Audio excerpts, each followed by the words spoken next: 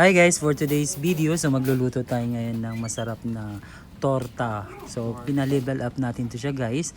So ginamit natin dito puso ng saging at konting shrimp, yung maliliit. So ang gagawin lang natin dito guys, ilalaga lang natin yung ating puso ng saging, papalambutin natin siya, and then slice natin siya, or kung meron kayong food processor guys, pwede nyo siya. Pero ang ginawa natin dito, chinap-chop lang natin gamit yung kutsilyo.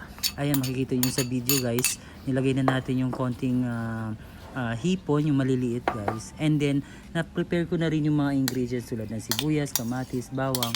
And then, i-mix lang natin yan siya guys. Ayan, sa isang bowl. Pagkatapos, meron tayo ditong isang cup ng harina. So, kailangan nyo siyang haluin guys para mag-incorporate lahat ng ingredients. No? So, ayan, tulad yan. Meron tayong 1 cup of flour. And then, meron tayong 2 itlog. So, optional lang sa inyo guys kung gusto nyo maglagay ng maraming egg. So, sa atin dito, konti lang. So, itong luto na ito guys ay napakasarap at napakasimple at friendly budget guys. No? So, makikita nyo siya sa video ko. Pagkatapos natin mailagay yung ating yung ating itlog, lalagyan natin ngayon ng konting spices. Yung chili powder, yung ating black powder, at yung ating asin. No? So optional lang din yan guys, kung gusto niyo lagyan ng other seasoning, pwede rin. Ayan. So nilagyan din natin ng konting betchin, and then after nyan, halu-haluin lang natin siya guys. I-mix natin yung ating mixture hanggang ma-incorporate lahat ng ingredients. So naglagay rin tayo ng magic sarap. Ayan. And then hahaluin lang natin gamit yung ating kutsara. So pwede nyo rin kamayin guys kung sigurado kayong malinis yung kamay ninyo, or pwede kayong gumamit ng guantes, or yung tinatawag nating yung pang lagay sa kamay, or yun, or gloves, no? Maglalagay ka ng gloves, and then maglalagay tayo ng konting mantika. So ang purpose ng paglagay ng mantika guys, para hindi manikit sa ating kamay or sa ating gagamitin yung kamay or sa gloves natin. Ayan. And then halu-haluin lang natin yan dyan. And then after nyan guys, pwede na kayo magpainit ng mantika sa kawali.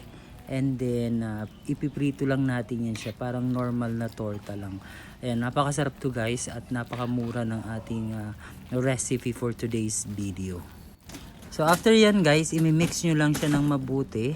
Pagkatapos natin ma-mix yan, ayan, ihahanda na natin sa kawali yung ating mantika, no? So na-preheat na natin yung mantika guys.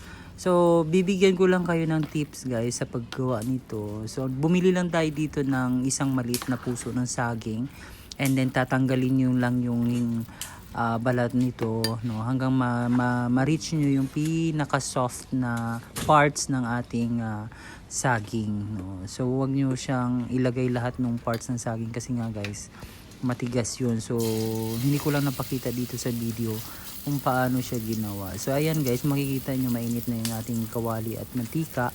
So ilalagay na lang natin siya by batch. So yung kakasya lang dyan sa ating kawali ay 4 na piraso. So kayo na bahala guys, pwede nyo siyang gawing bola-bola or naka-circle lang siya, pwede po yan, no?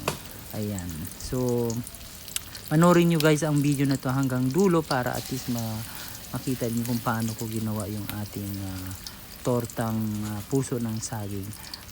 Mura lang to guys yung ating puso ng saging. So sa halagang 40 pesos, meron ka ng masarap at masustansyang ulam. Thanks for watching guys. Have a great day and keep following me on Facebook and YouTube channel. Salamat!